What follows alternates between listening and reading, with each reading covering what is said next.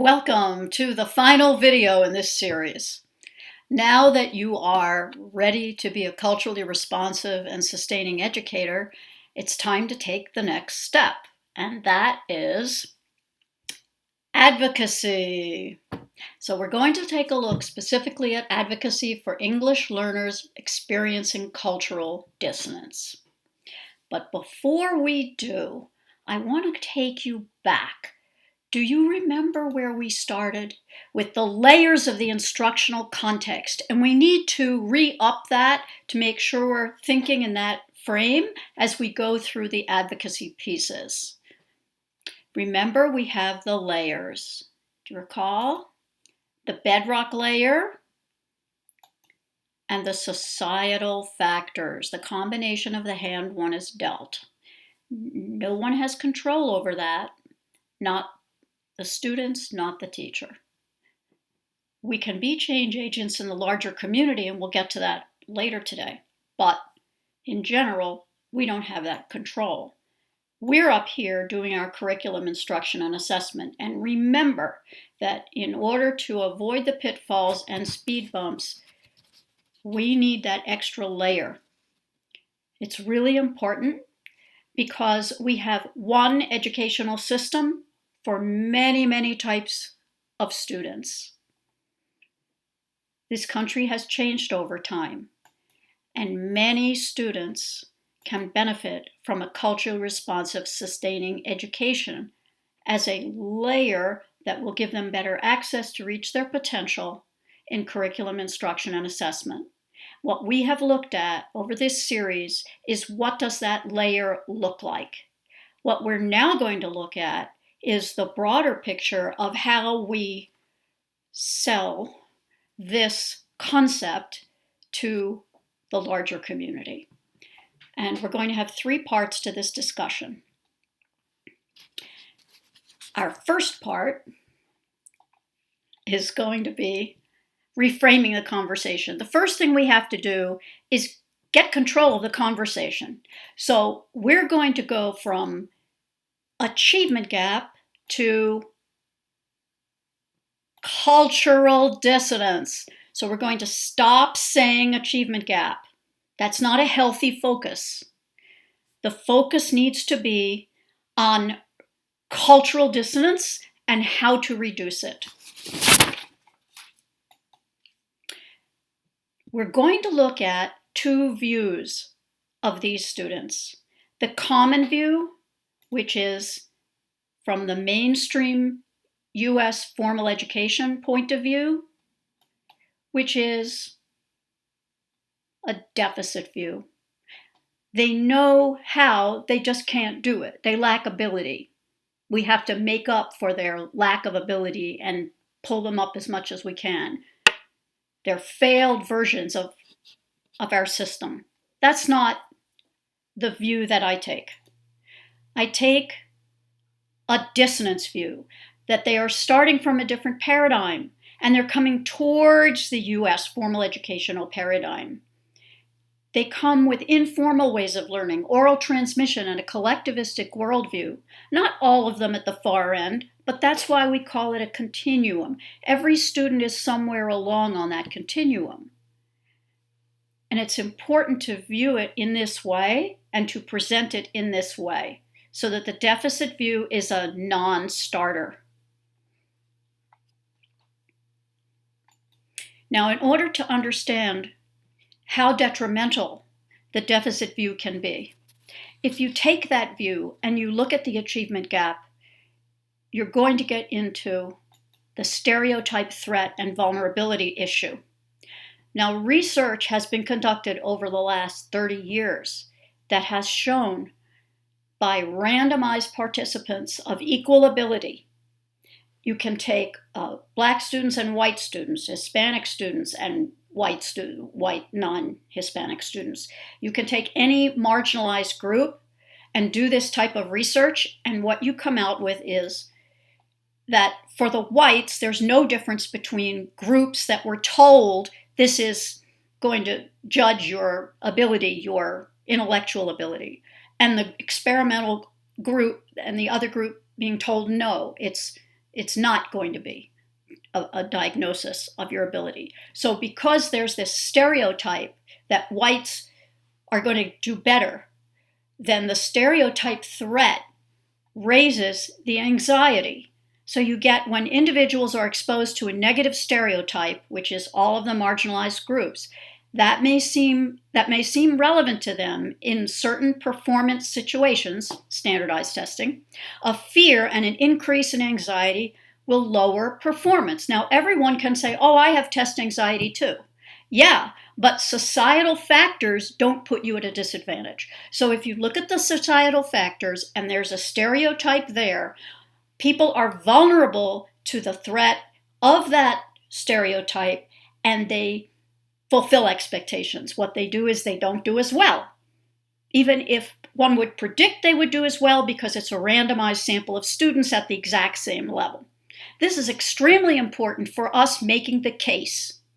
And the person who has done this particular study I'm citing is an older study, but there is more recent work with other populations. But this is the seminal study. What I'm trying to do is show you we've known this for years. This was from Steele. Steele was the first one to investigate this problem, and he started in 1995. Why don't we acknowledge this problem?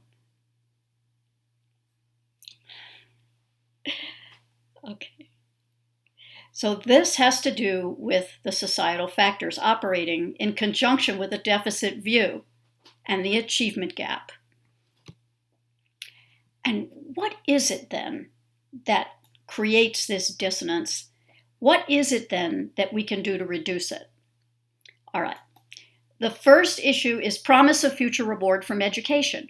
For marginalized populations, that's simply not credible. They look at their community and they don't see high achieving individuals on a regular basis. They don't have the large number of role models around them to make them believe, yes, I can do this. Sure, people break through. Sonia Sotomayor believed in education. One of my students just did a project on this wonderful book of hers, the Beloved Life of Sonia Sotomayor. She wrote a book for middle school children. Everybody should read that in middle school. It should be a required reading. It's a wonderful book. It talks about the value of education and how she persevered even though she didn't have role models. Okay. The second is the classroom discourse routines. The individual hand raise call on me. That's an individualist worldview. We know that all of our marginalized groups, nearly all, are from collectivistic societies, and that isn't going to resonate with them. And so that whole business of individual accountability and it's me, call on me, raise my hand, I want to be the one to give the answer, it doesn't resonate for them. And the third issue is standardized testing itself, which we know from what we have studied together consists of individual accountability, comfort with the written word, and familiarity with academic ways of thinking and decontextualized tasks. If you don't buy into that triad, if you're not good at those three things, you won't do well on standardized testing. You might know all kinds of wonderful material that your teacher taught you, but you can't demonstrate that in the way that you must for standardized testing. I call this, sorry, there's a typo on the slide. I call this the hallmarks or deal breakers, not deal breakings, everybody makes mistakes, of U.S. classrooms. All right. So now we have the hallmarks and deal breakers, and there's an article I just wrote about that. You will be reading that article pre-publication, coming out very shortly in July. Now, let's take a look.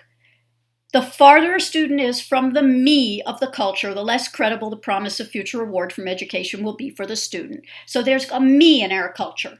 We have people right now who are desperately hanging on to that me that has always been but is no longer. Really, we're all around that circle. Everybody's everywhere. But they're hanging on to this me. And therefore, if someone is not part of that me, that very center core, they may find it less credible that they are going to land in a higher place in society, and sometimes they give up. The farther a student is along the continuum of individualistic to collectivistic, the less invested in the individual hand raise. Hand raising is just built in and embedded in our system, and I'm on a campaign against it because I know who raises their hand. I raise my hand. Okay, so we have 20% of the students raising their hand. What about the other 80%? They need a different type of education. Let's get rid of that hand raising obsession that we have and look at other ways. And in my latest book, I talk about alternatives to hand raising. All right. The less comfortable a student is with mainstream processes of individual accountability, the written word, and less familiar a student is with academic tasks, the less successful a student will be with standardized testing. And there is our standard testing diagram that we looked at. So as we see, that is not working for these students. Now we have an option. We can get rid of standardized testing, not in my lifetime, maybe not in your lifetime. So what do we have to do? What do we have to do so that all students can succeed in the way that we measure success? Okay, we can do test prep, but traditional test prep doesn't work. We need something else. So how do we do it? All right, how do we? I have a solution. I think you know what I'm going to say. We need equity pedagogy through culturally responsive and sustaining education. What does that look like? What does equity look like when you know your target is standardized testing? For students who do not find the promise of future reward credible, what do? Do we keep saying, oh, believe, you can be great too. Look at Sonia Sotomayor. Well, she is an outlier. What do we need to do? We need to make education immediately relevant. Let's not be about setting goals for the future. I know it's very, very much in your heart to do that. But if the students aren't looking past this weekend, we have to make everything that we do have an immediate relevance piece to it. Not the whole thing, but a piece. Something needs to grab them and say, wow, I want to learn this now. Next. If they don't embrace the urge to compete as an individual and excel as an individual because it culturally doesn't come to them to do that, what are we going to do? Say, oh, come on, raise your hand. What are we going to do? Oh, cold call them. Oh, do group work, only group work. Then what do they do for the test? All right, what are we going to do then? We're going to promote interconnectedness. Let's all be interconnected as individuals because that's a condition for them. If they feel interconnected, this is less important for some students, but for our marginalized groups, they want to do things together. They want to feel connected as a community, not just in terms of tasks, but in terms of personal connection, relationships. And if you remember Karen and her texting with her students, if you remember Martha's absence chart, those are the kinds of connections among the students and with the students and the teacher that we need in order for them to be so committed and so comfortable in school that they're more likely to reach their potential. So if we have immediate relevance and interconnectedness, we have two things that bring them to have a positive view of what you're going to teach them. Those are conditions that they need. Let's provide them. And the last one, it's the toughest, but if you do the first two, you can do this one. If they don't perform adequately on standardized tests, what is the test prep we need? Here it is. It's a combination of both shared responsibility and built-in individual accountability. It's a combination of oral transmission and written word scaffolding. Low stakes and high stakes for both. Get them nimble, get them able to go back and forth. Oh, this is individual, this is group, this is oral, this is written. Boom, boom, back and forth, right? And finally, the key is that the formal schemata, not the language, not the content, they're learning that, but you're already doing that. You're already teaching that. What you need to do is target explicitly and laser-like You need to make your curriculum for these students focus on how to do decontextualized tasks and how to do ways of academic thinking. And you do that by using familiar language and content when your focus is on how to do cause and effect, compare and contrast, all of those classification, and how to do and succeed on multiple choice, true, false, all those sneaky little nuances. But do it with familiar language and content. That's schema theory. That's balancing the schemata. Does this look familiar to you? If you've been working with me, and you have for a couple weeks, for a while, then you know what's going to go in that blank on the right on this slide. And you're correct. It's MALP. So if you do MALP, you are going to be doing the best thing you can for the students in terms of equity pedagogy through culturally responsive and sustaining education. This works. It worked for Renee, it worked for Carol, and it worked for my student who just completed a project on the day that it begins. A wonderful book, which many of you now are going to read. There's MALP. It's a chart. It's just a chart. But it says everything that it needs to say. Now we go to part 2. Part 2 is brought to you by New York State. So New York State Education Department has developed a new initiative, Culturally Responsive and Sustaining Framework, and this is what all teachers need to know. Now this is a very long document, 60-odd pages, and I've prepared just a couple of slides on it, a few slides, and also a document that excerpts key pages. Of course, you have the link. You can go and read the whole thing. You can take training on it. New York State is providing training on it. But I'm giving you a little bit of a preview. You may already be familiar with this document. First of all, their definition. There is the definition. I'll give you a minute to read it.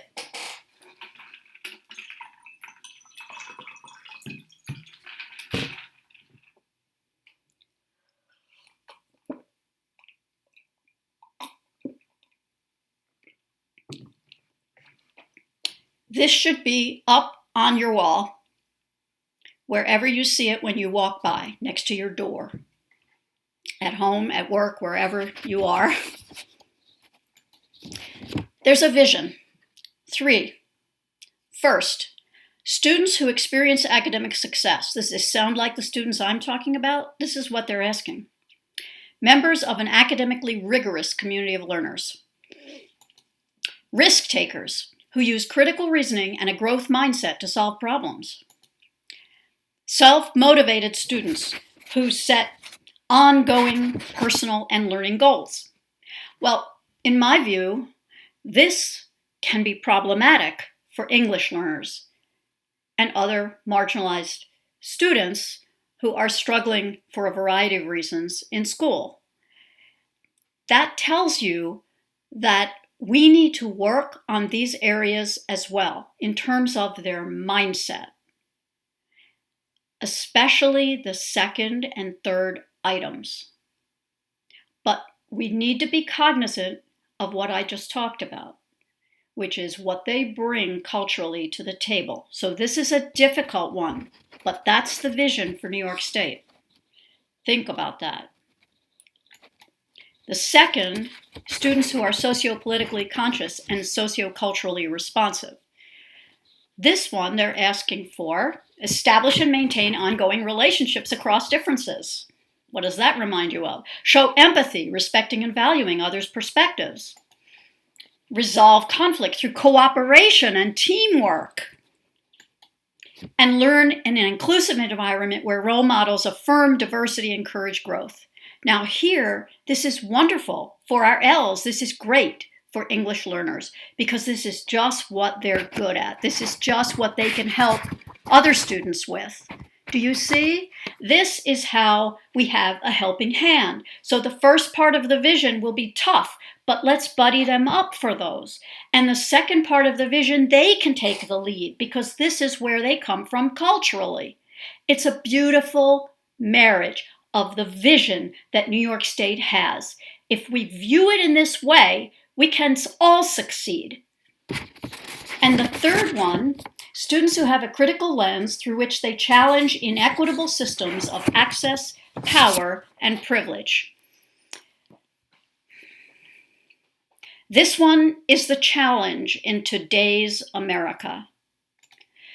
Access and learn from historical examples of marginalization.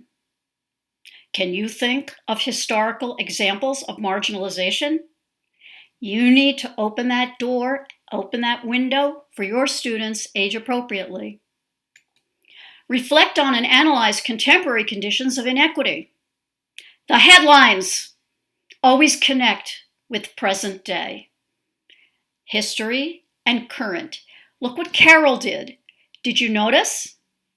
1860, 2008, when you looked at her theme booklet, she was doing this, exactly the vision. Recognize embedded power and privilege and strive to effect positive social change. Well, there they are, New York State out front, telling teachers to help students become change agents. It's packed in there. If you look closely, that's what they're saying. So that's basically what New York State has set for its vision. Who are the stakeholders? You can probably make this list yourself.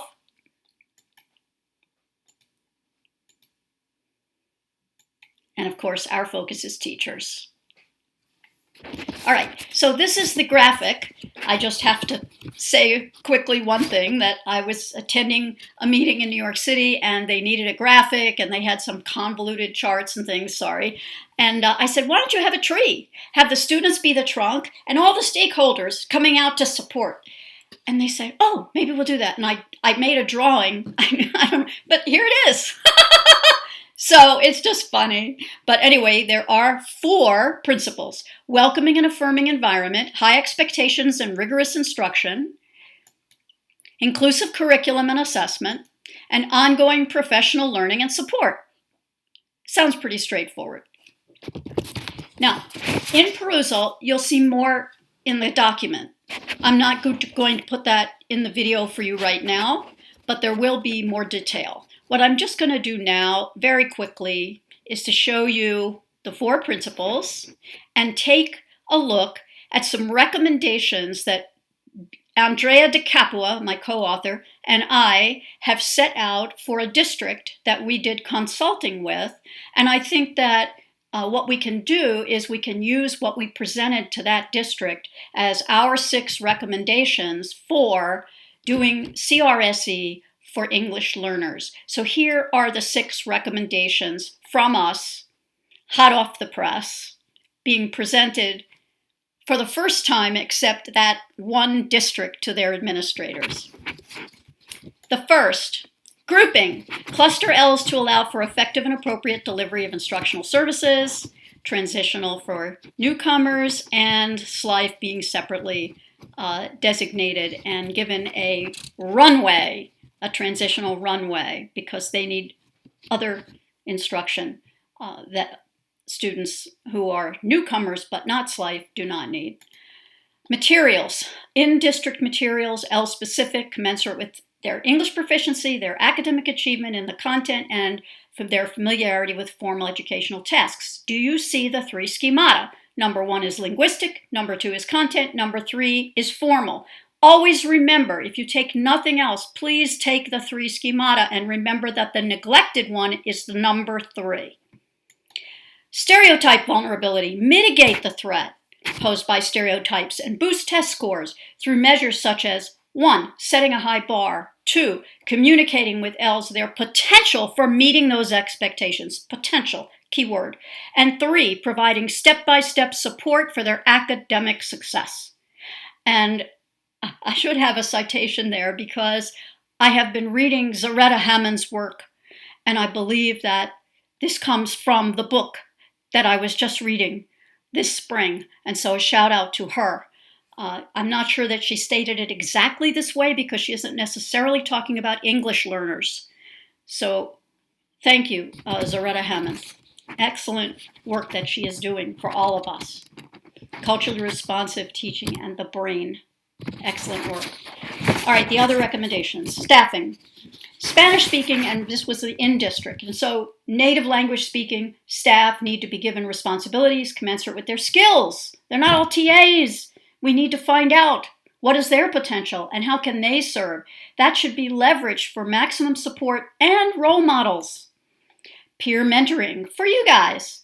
Staff with specific skill sets such as problem-based learning, technology, co-teaching should be given opportunities and time and resources for peer mentoring, helping hand.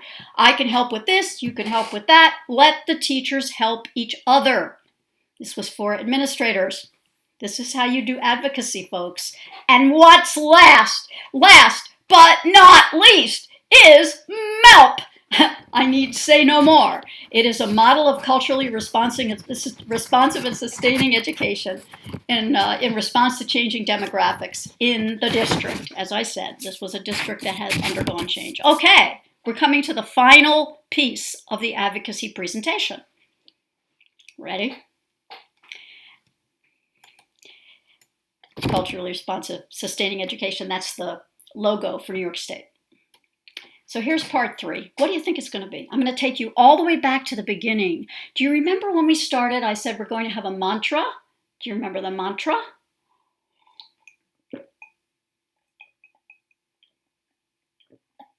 The water gives you time to think, right? That's it, guys. Creating fertile spaces. Did you say it? But we're going to look at it a little differently.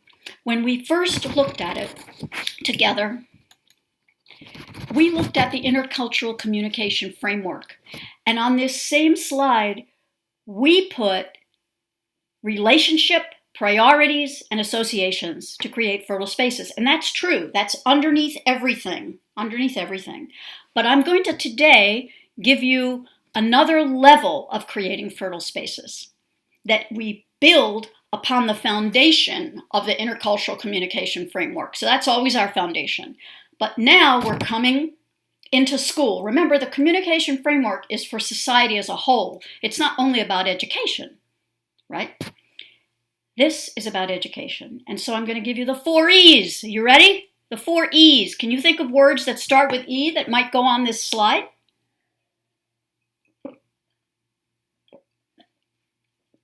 The first one has already been mentioned earlier in the presentation. The others have not been mentioned yet. And here we go. And this is the last major concept. Equity, enrichment, engagement, and empowerment. Oh, big words. What does it even mean? You can't just say that. I know. Watch. We are creating fertile spaces with the 4 E's. The first E is equity. Next, enrichment, next, engagement, and next, empowerment, in that order, because one leads to another, and we're going to see how. Providing equity means access to instruction, curriculum, and assessment. You get that? Access. Adding enrichment fosters integrative and intrinsic motivation, right? So, motivation, you enrich their education. Don't give the bare minimum. You need to enrich because everyone deserves an exciting education, not just an equitable. Equity is the first step. It's the minimal step, but it's not sufficient. Necessary, but not sufficient. Enrichment. Whoever talks about that? I do.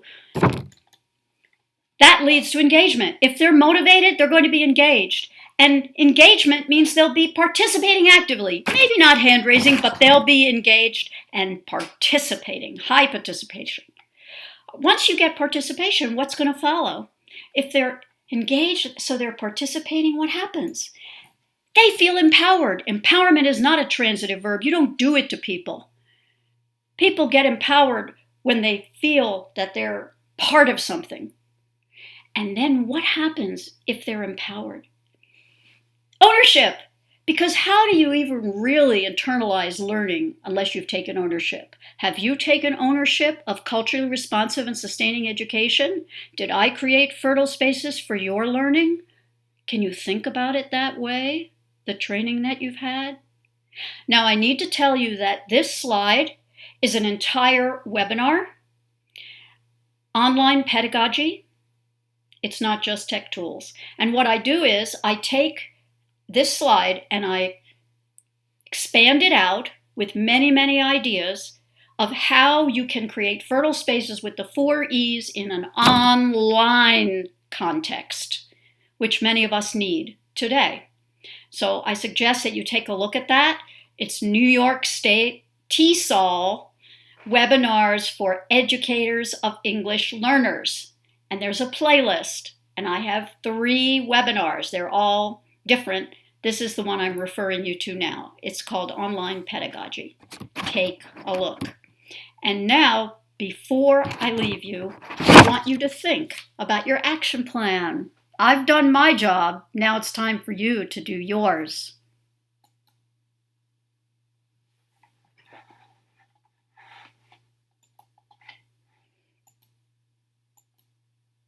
Forward planning. What are you going to do in the next 5 days? How about the next 5 weeks? How about the next 5 months? How about the next 5 years? It's up to you. Advocacy. Thank you.